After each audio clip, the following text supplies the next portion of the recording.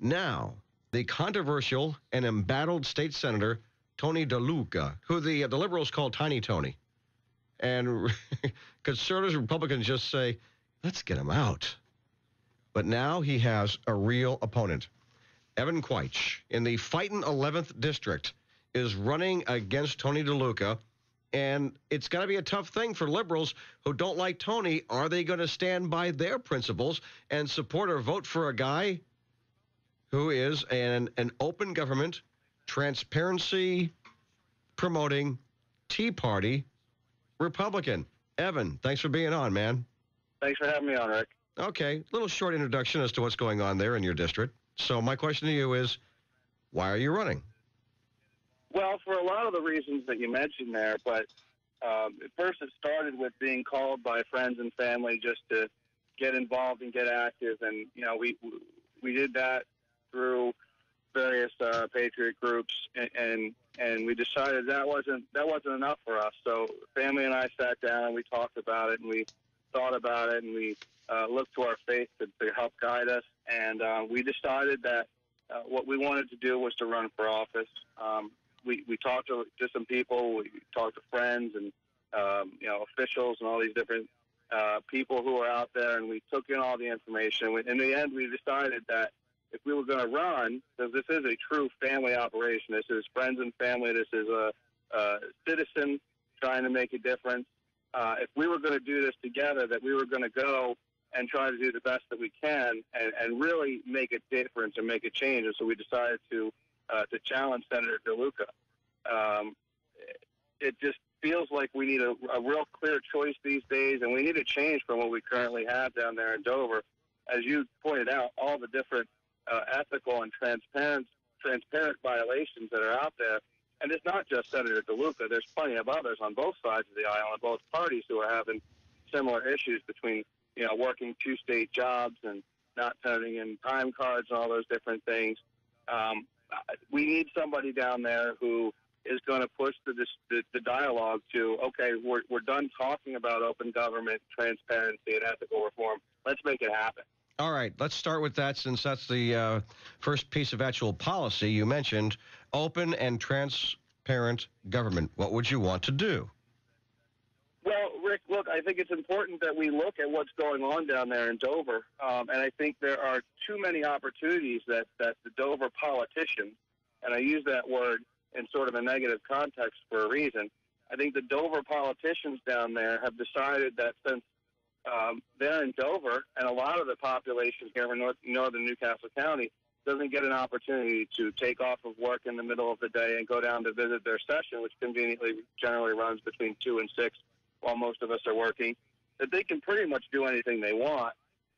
So what I would suggest we do is we change the way that the legislature works. It doesn't mean changing the hours. It means changing the way it works. I think there's no reason why we can't podcast or stream General Assembly and committee meetings so that those who can't get to Dover can still see what's going on down there and can understand the arguments that are being made without having to hear it from third parties who do an incredible job on both sides of the aisle in either presenting the truth or spinning it, depending on what you believe from each place. But I think for people to be able to hear it with their own ears and see it with their own eyes is worth it to them. In this age of technology, there's no reason why we can't do something like that. I agree. And I think the resistance you get is pretty typical. They don't want things to be seen. I remember years ago, just a few years ago, WDL News was trying to take video cameras into the Senate. The House in the state has already agreed. Yeah, they do video interviews all the time. We were probably, if not the first, certainly one of the first handful of radio stations around the country incorporating video in our news presentation at WDEL.com. You had senators, and DeLuca's one of them, fighting against it, saying, oh, well, gosh, you can't have video cameras down here. It's like, really? The TV stations do. Well, you're not a TV station.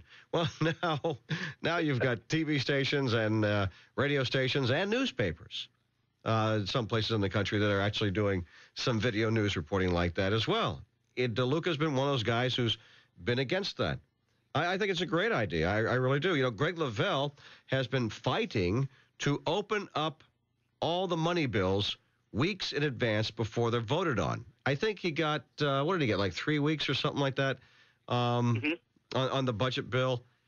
And I'd like to see some of that come from the Senate as well. I mean, you know, Karen Peterson, Democrat, has been fighting for open government as well. Would you find yourself able to work with somebody who is a progressive liberal like Karen Peterson when it comes to open government? Oh, absolutely. I think there's a lot of things that we can come together on. I don't think that we necessarily have to go there to beat each other up over everything. I think there's some simple things. There's a couple of other ideas. Simple text of legislation to be posted online. So in other words, instead of posting just the snapshot that they currently post, how about we put in real terms and real language what the actual effects of the bill are? And I'll cite for you an example. It was SB, I believe it was 91, was passed last year, and that was a bill that allowed banks to employ, say, up to 200 or more than just over 200 people for 6 months, give them 3 months worth of health care as a full-time employee, and reap an 11-year tax benefit whether or not they kept those employees after that 6 months. Well, only part of that actually made it into the synopsis that goes online. I would like to see full text of the legislation boiled down from the legalese that it's currently in, so that people don't have to read through all that and try to have a law book on one hand and the Delaware Code of, however many pages that is on the other hand, and try to, flipping through both of them, trying to find out what a bill means. I think it's important that they be able to read through a simple text of the legislation. Of course, you can put it in legal terms to actually put into the code. Of course, there's going to have to be that. But I think people should be able to see what a bill means without having to take hours to try to figure it out. So in addition to synopsis, you would also include, quote, goal, end quote. Right, exactly. Yeah. And any direct effects, whether it's direct effects to their tax burden, direct effects to their fees, direct effects to their property rights, things like that, would all, I would expect, to be bullet pointed down after that, saying this is how it affects this is how it affects that. I think that would allow people to actually see how their legislation is affecting their life or not affecting their life, how it's making it better or how it's making it worse. Another thing I think that a lot of Democrats can agree on as well is legislator pay and pension reform. They have absolutely got to get that under control. It is time to end the deception on legislator pay, and let's just simply define their base pay and their pension. Let's get that done so that we don't have to worry about that going forward. I think it's key. The status between part-time and full-time, they're making a salary that most people in this state would be proud to have at a full-time job for working, a few hours, 3 days a week. You've got you got some people making like 60, 70 grand a year. I think it's disgraceful that we have people there who can then turn around and say, oh, we just have this kind of walking around money in our back pocket that we're supposed to use for one thing, but we don't have to use for another. And it's even worse when a senator comes to the Senator Pro Tem, Tony DeLuca, and says, Senator DeLuca, I'd like to return this money because I don't need it. And Senator DeLuca tells him, no, that's a disgrace. Well, you do have some lawmakers who have taken some of their raises and they're giving that to charity. Yeah, I know. Yeah, you have some people who use the system properly. I know some who definitely don't need the money, who are giving most of their legislative salary away to charity or otherwise turning it into good works. And that's a positive thing. And what you do with your legislative salary, you're earning that down there. Believe me, I know. I've been down there. I've seen them work. So I understand that. But for the Senate Pro Tem to tell a senator who wants to return excess money that he's getting in his legislative pay that he's not allowed to do that is incredible. Have you done enough research to know whether or not that would take some extraordinary means when it comes to the state constitution, or they could do that legislatively, or how might that be addressed? They could address it legislatively. As I understand, they basically set their own pay. So they could go back in and change some of these provisions that allow them to have some of this excess money that they have for committee work and things like that really, I think, come along with the job, or the printing work and stuff like that. I think there's ways that they they can legislate themselves back to a place that makes sense. Remember, these are public servants, and one of the things that our government and our nation was founded on is the idea that when you serve in your state legislature or in the federal legislature, that you're doing a service to your fellow countrymen and not necessarily trying to make a career out of it. Well, I want to get to some more things. We have a weather forecast, a couple of messages coming up here, too, but I also want to get your take on term limits. And why not just eliminate pensions altogether for anybody who serves in the state legislature? I mean, if you believe in, service and it should be temporary, you do a good job, you have term limits, why the heck do we even need to have a pension for state lawmakers? Anyway, I want to get your reaction to that. But first, your WDEL Delaware AccuWeather forecast. Morris Alfred I. DuPont Hospital for Children. Visit WDEL.com for details. Republican Evan Queitsch challenging embattled and controversial State Senator Tony DeLuca. I'm thinking that the left and other Democrats here in Delaware might support this guy because he would like to put into place some real policies of openness and transparency. Then they can see what's going on and they can complain about him and try to get a Democrat to beat him. Welcome to the world of politics, right, Evan? That's right, Rick. That's right. Well, look, the liberals, especially, and other Democrats are really sick and tired of DeLuca. Obviously, arm twisting and apparently just trying to enrich himself using his position, and then brutalizing members of his own party simply because of things that he wants for his own apparent personal reasons. That's just my take on the reaction of Democrats here in Delaware. You, Evan Queitsch, by the way, why don't you spell your last name? I never know where the E comes in with the I so people know. It's Q-U. It's Queichtsch. See, I always get the E the wrong place and I leave out the S. That's all right. That's all right. The website is evanq4de.com anyway, so you don't have to spell it out. Brilliant. That's good.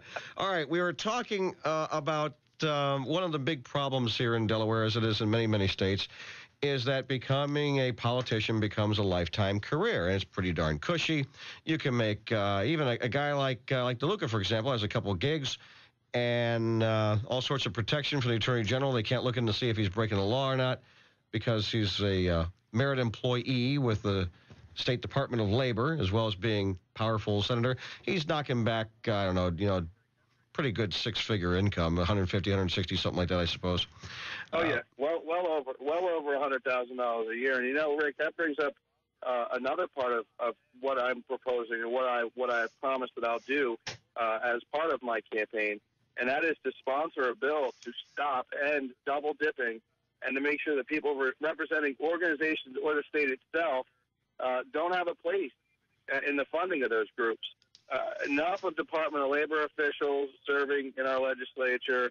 I think I would even expand that to the three major universities, DTCC, Delaware Tech, University of Delaware, and Del State, because those are getting massive amounts of Delaware taxpayer funding. And I don't think it's right to have folks in administrative positions at those institutions also serving on our state legislature. Yeah, I agree. In addition to that, I've always believed that it's untoward to have members of the state legislature who are on any of the money committees, not all of them, but just any on the money committees, also being on the boards of any nonprofits, as well as the universities, because there's one reason why you have somebody who's on a money committee on the board of a nonprofit. Sure. Sure. And that goes for the leadership committees as well. The executive committees are just as involved in the money as anybody else. And the more powerful the legislature, Senate Pro Tem, the more powerful the legislator is, the more he can get done for you. When we come back, more on term limits. It's the Rick Jensen Show. Are you kidding me, Rick Jensen? No. On 1150 AM WDEL.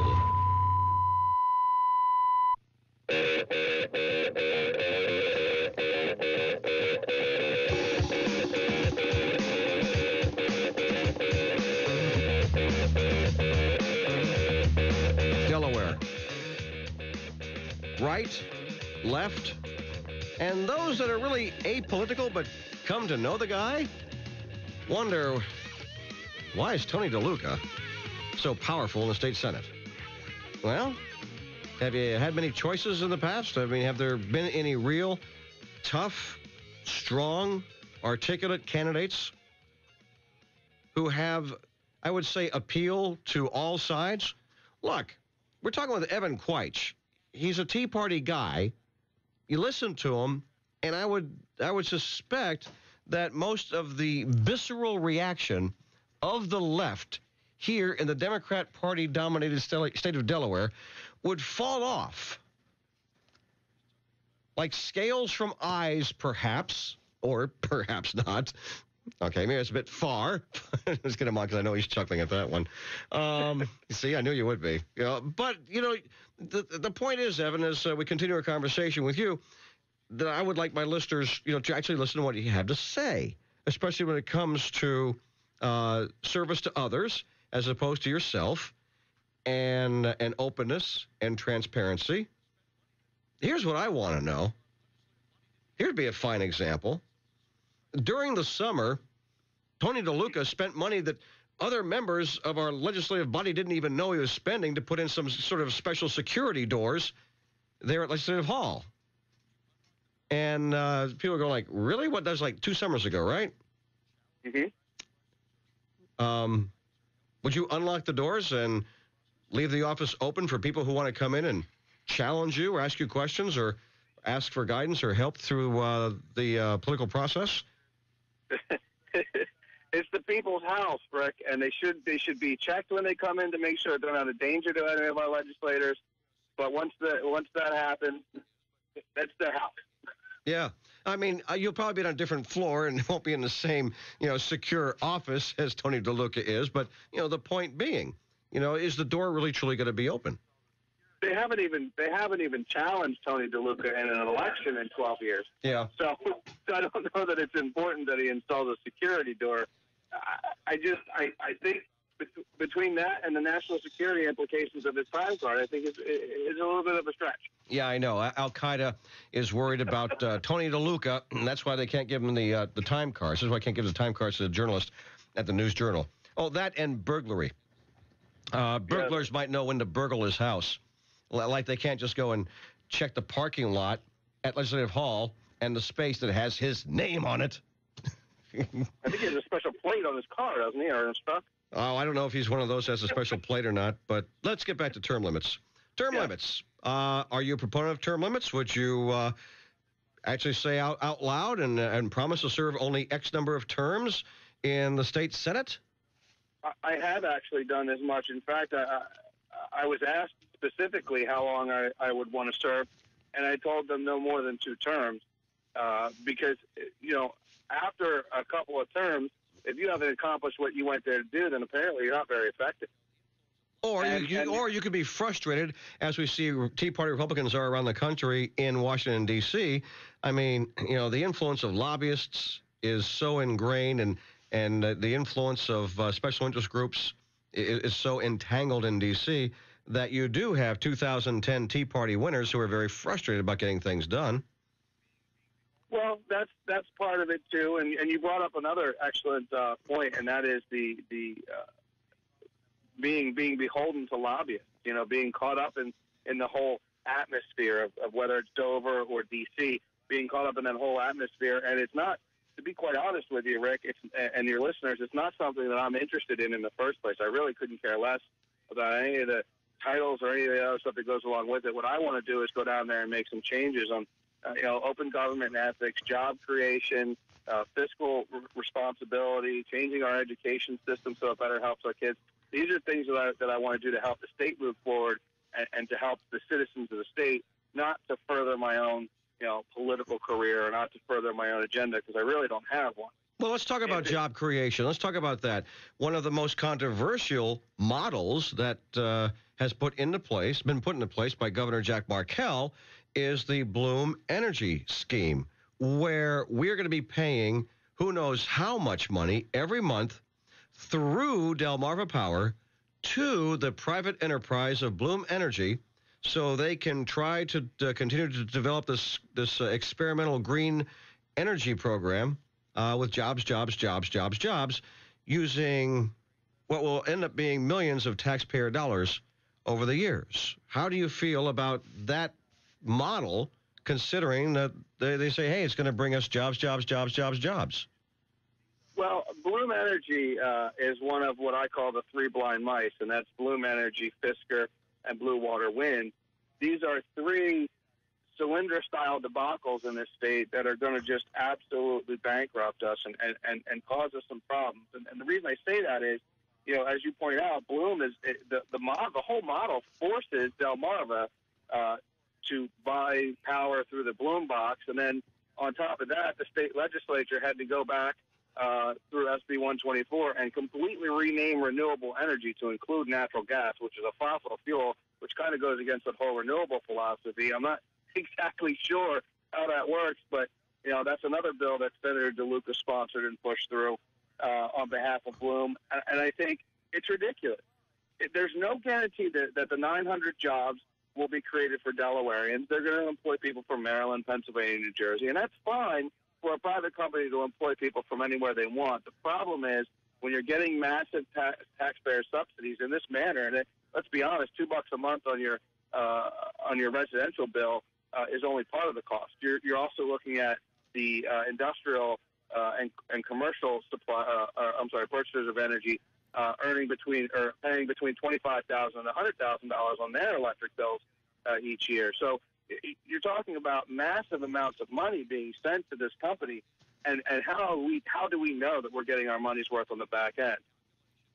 You don't. The typical model is you give tax breaks, tax incentives based upon a calculation that the number of people they hire and the taxes paid by those people, as well as investments in real estate, buying homes, things like that, will bring in more revenue than if you did not have this company here. This new format of Bloom Energy is we take $1.50 or so from everybody who is a Delmarva Power customer, not everybody who lives in Delaware, but just those who are Delmarva Power customers, give it to this favored crony company. I mean, it's like, well, they're going to bring jobs. Great. Well, they're going to be pals of somebody. They're not going to give me money through Delmarva Power to start a green hemp shirt or a hemp shoe company or something like that in the hopes that this thing works.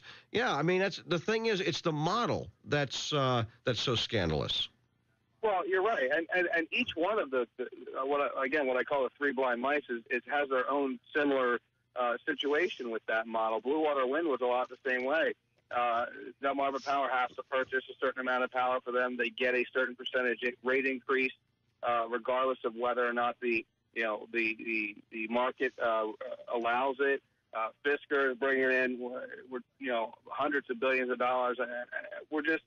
We're spending an awful lot of taxpayer dollars on unproven technologies, on companies who really aren't promising us a real rate of return on what we've got out there. We have 33,000 people in the state, and climbing in a lot of ways, out of work, we're underemployed, and we're talking about a few thousand jobs at max, maybe 2,000 jobs at max between all three of these companies.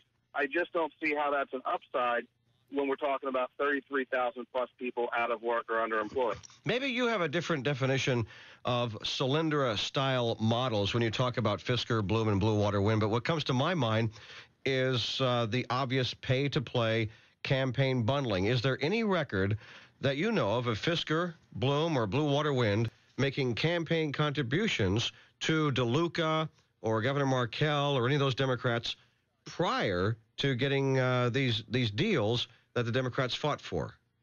I don't see any at the state level, but what I can tell you is that both or all of the above actually are huge contributors to the Democratic Party, to Barack Obama and Joe Biden's election campaigns.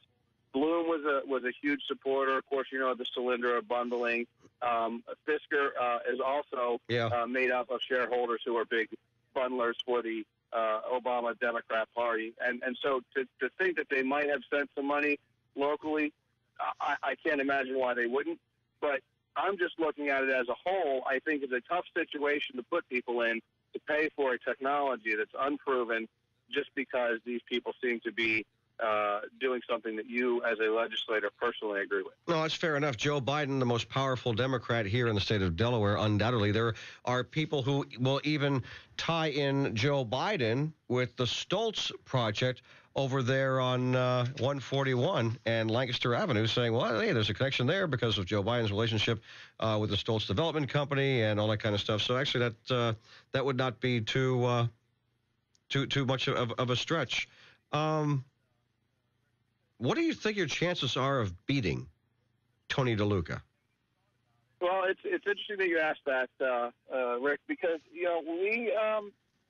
we looked at this race and we thought about it when we were considering what we were going to do, and this was one that popped up to us because, as I mentioned before, he hasn't been challenged in 12 years. So in 12 years, he's never actually faced an opponent. So we didn't really know exactly what his status was. Well, last week we actually did an internal poll that we released, and it was eye-opening in some ways. What it told us is that the 12-year incumbent, who is the Senate Pro Tem, is in a virtual tie with a relatively unknown opponent, and that's a pretty significant deal. That if those numbers are accurate, how many were polled?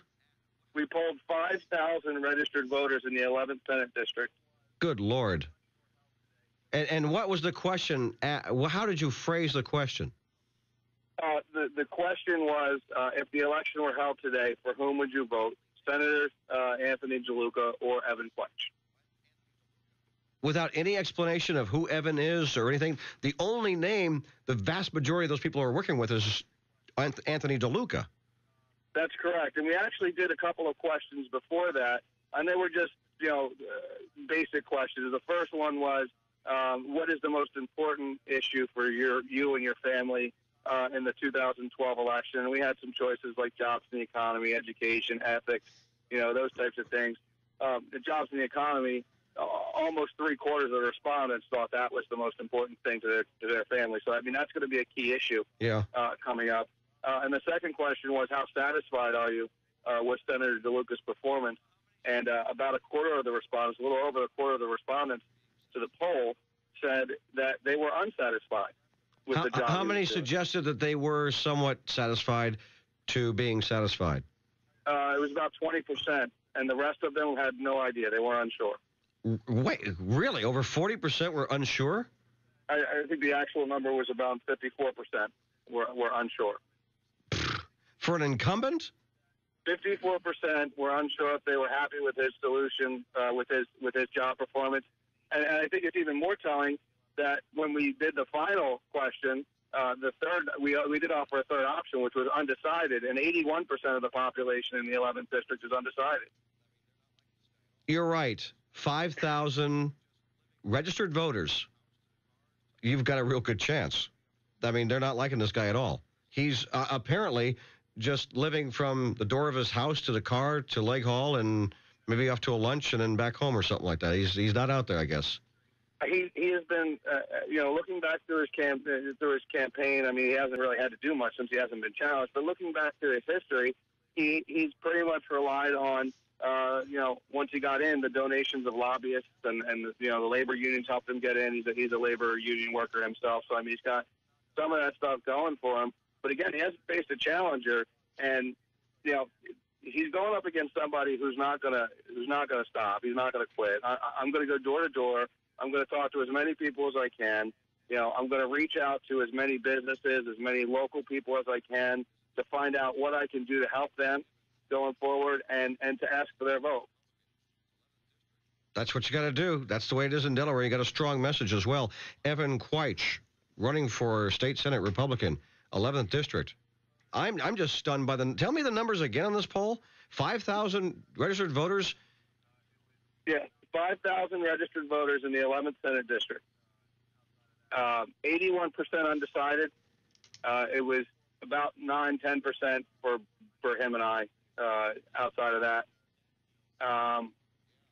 And 54% were unsure of whether they approve of the job he does in Dover. Yeah, job approval, just absolutely. You got to have an idea. Maybe they just have no idea if he's doing anything. That's what that comes down to. It's like 54% unsure. It's like, well, I don't know. What's he been doing? Well, he's been protecting himself from scrutiny. I know that.